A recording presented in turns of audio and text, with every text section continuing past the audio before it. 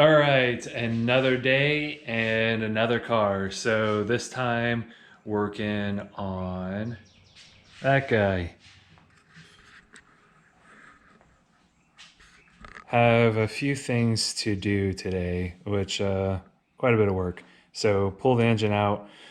Already started unplugging some of the wiring and different accessories. Get that out. Want to actually I think may have breached a head gasket, so got a little aggressive with the tune and leaning it out a little too much, and so swap head gaskets. Also got a new converter from PTC, so this is bolt together unit, looser, so should get it up into the rev range a bit better, quicker. And I do have a leak on the oil pan, so change the oil pan and rear cover gasket also just in case. And then put it all back together. This guy's making pretty good power. It's Forced Performance HD88. No, 8088. HD8088. So 80 millimeter turbo. And yeah, doing pretty well. It's their street line, so a pretty cost-effective deal. It's time lapse. We're not editing it. You'll be on. It's just time lapse. All right, so some progress. I always forget how long this takes to do, but big mess of parts over here, and engine bay getting quite a bit emptier. So really the only things left to do is to unbolt the trans from the engine, and then unbolt the actual engine mounts there, bolts. A little view from underneath. Everyone always asks about the subframe and everything that I built, the K-member. Got a little idea here. So that's a Ford Thunderbird, like an 88 power steering rack, and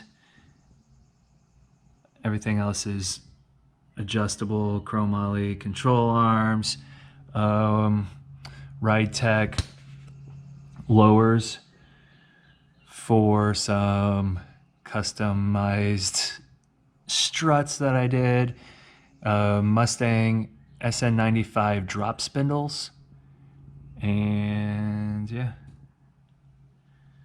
it's this Holley pan, a little better ground clearance. Probably the lowest thing on the car right now is the trans pan. A little too much sun there. It's the extended deep pan, but my trans maintenance guy suggested that just with how hard I push it and drive it.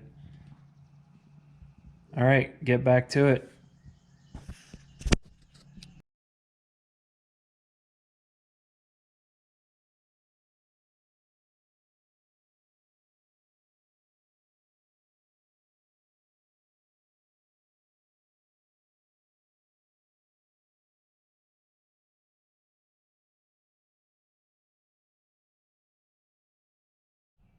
All right, good time to pause.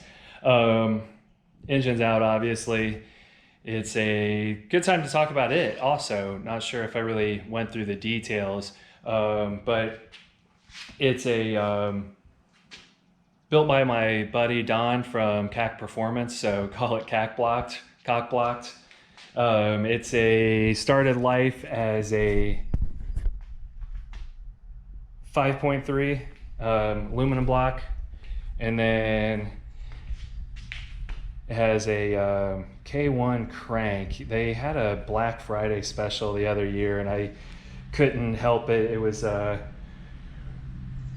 worth it. So grabs a 4-inch stroke forged crank and some of their billet steel rods.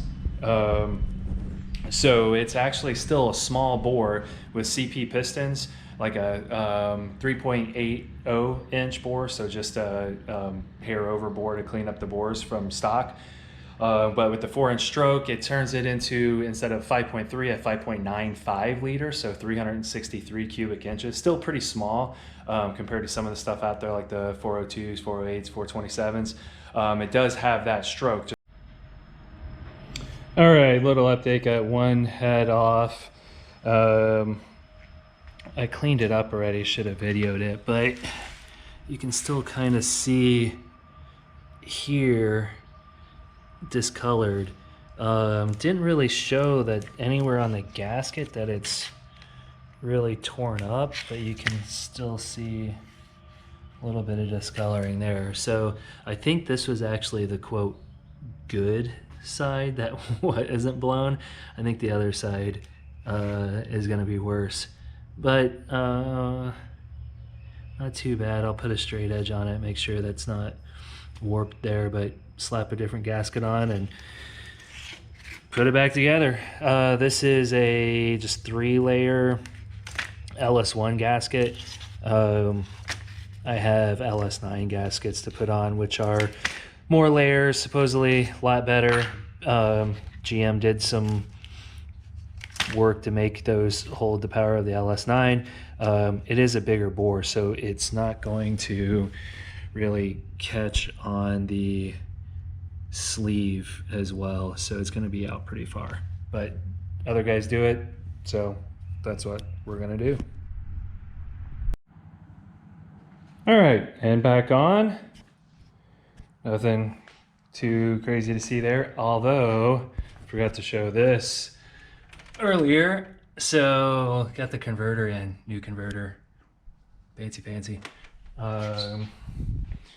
They're both 9.5-inch PTCs, but the other one's bolt together so I can swap out stators if I need to, instead of having to send it back to get a restall. So this one had a 16-0, that one has a 19-0, so 16 fin versus 19 fin is my understanding.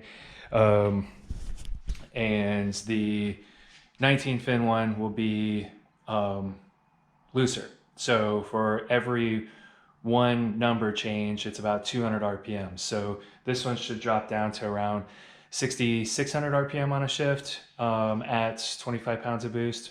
Be a little higher at higher boost.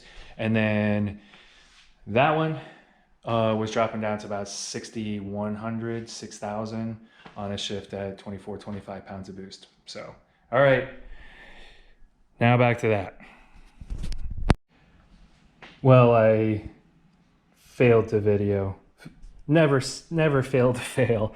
This one was the one I suspected, and it had about a half a cup of water in it. So definitely an issue. And let's see if we can see this.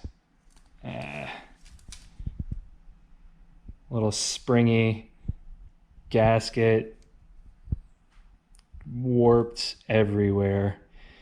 So that spark plug had been showing it wasn't liking life most of the time.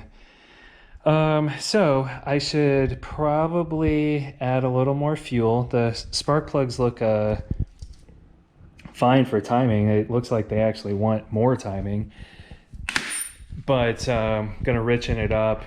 And also when I run more than say 25 pounds of boost, stop using pump E85. We only get about E65 during the summer, 68 at the most. And the winter is like E60. And so it's been like 63 to 65 so far. And I've been running as much boost as the turbo would pretty much make usually. And not usually, sometimes. And high IATs with no intercooler, just meth injection. So, oops. We'll fix it, make it better, do it again. More discovery. Yeah, it's not going back together today. Definitely some channels that need welded up and resurfaced. The rest of the head looks good, but that not gonna work. But aluminum's weldable, get it fixed and put it back together. What